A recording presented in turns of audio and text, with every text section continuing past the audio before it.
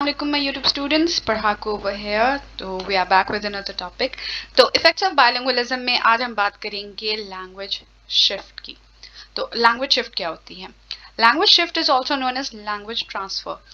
अच्छा, it is the process in which a community of speakers of a language shifts to speaking a completely different language.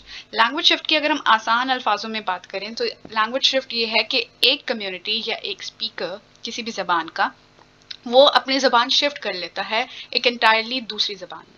ठीक है, मतलब वो दूसरी ज़बान को सीख लेता है, अडॉप्ट कर लेता है और अपनी डेली लाइफ में यूज़ करना भी स्टार्ट कर देता है. टू एन एक्सटेंड हम कह सकते हैं कि उसकी जो अपनी मदर लैंग्वेज है वो थ्रू आउट द जनरेशन या with the passage of time fade हो जाती है, गायब हो जाती है, और वी कैन से उसकी डेथ भी हो सकती है, लैंग्वेज डेथ.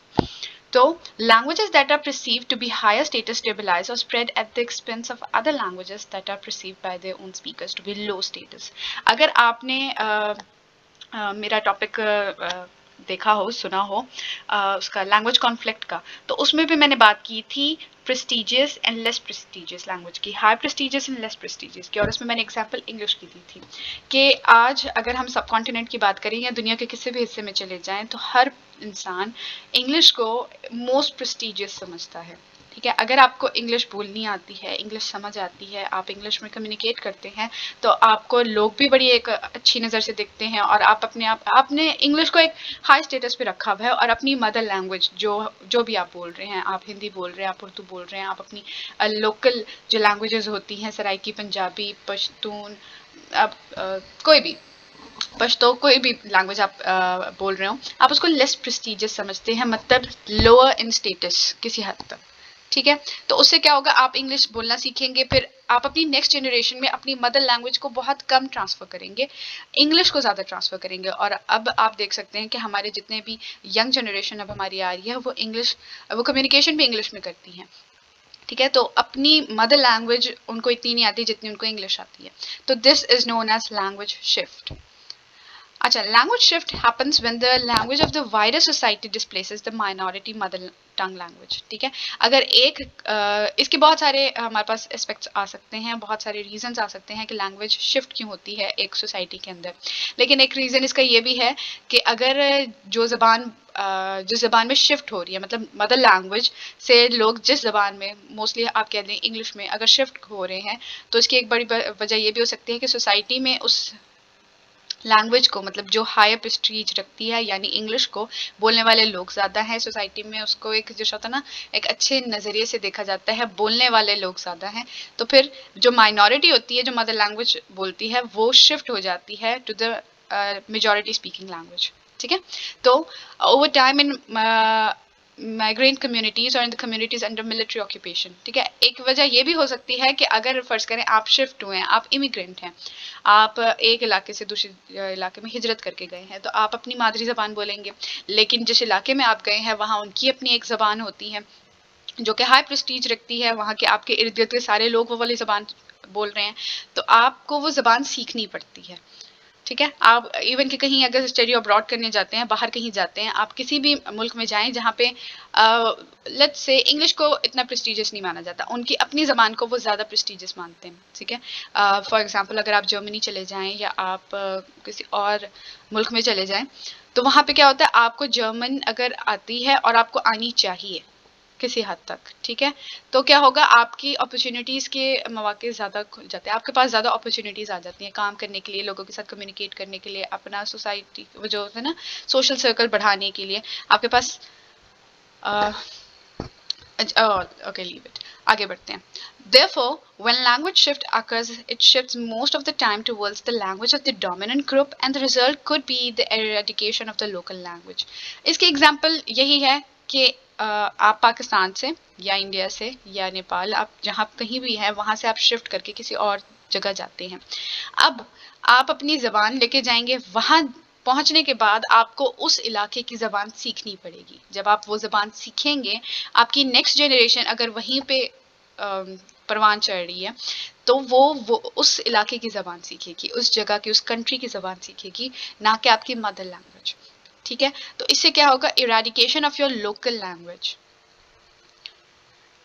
ये देखिए, ये इसकी एग्जांपल है कि एक कम्युनिटी में डिफरेंट लैंग्वेजेस बोलने वाले अगर लोग हों तो फिर वो एक जो लैंग्वेज को मोस्ट प्रेस्टिजियस समझते हैं वो उसे अडॉप्ट करते हैं। इसके एग्जांपल एक हम ये कर सकते हैं कि an example of the shift from Gaulish to Latin that occurred in what is now France during the time of Roman Empire. Roman Empire में जो इलाका था जिसे अब आप फ्रांस भी कहते हैं, फ्रांस में, तो ग्विलिश एक ज़बान थी जो कन्वर्ट हुई लैटिन में, मींस अडॉप्ट कर ली, लैटिन ने उसको अपने अंदर जज्ब कर लिया, तो language was shifted from Gaulish to Latin.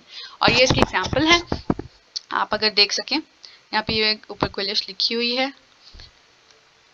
तो अब क्या क्या फैक्टर्स हो सकते हैं लैंग्वेज शिफ्ट के? मैंने अभी आपको इतनी सारी एग्जांपल्स बता दी हैं कि हम किसी लैंग्वेज को बहुत ज़्यादा प्रेस्टिजियस समझते हैं, बहुत ज़्यादा अहमियत देते हैं। दूसरी वजह हो सकती है इमिग्रेशन, आप किसी जगह से हिजरत करके गए हैं पढ़ाई के लिए, काम के लिए, नौकरी के लिए, किसी भी चीज़ के लिए, तो आपको वहाँ की ज़बान सीखनी पड़ती है। और भी बहुत सारे उसके फैक्टर्स हो सकते हैं। Economic, social and political factors. The dominant language is associated with social status and prestige. जैसे मैंने अभी बात की, इंग्लिश बोलने वाले को लोग बड़ी अच्छी नज़र से देखते हैं, तो इसलिए वो लैंग्वेज आप सीखते हैं। आजकल हर कोई इंग्लिश सीखना चाहता है, so that's the factor. Number 2, obtaining work is the obvious economic reason for learning another language. अगर आप अपनी होम कंट्री से किसी होस्ट कंट्री में जाते हैं तो वहाँ काम के लिए आपको उनकी ज़बान सीखनी पड़ेगी, तो ये भी एक बहुत बड़ा फैक्टर है लैंग्वेज शिफ्ट का। The pressure of institutional domains such as schools and the media.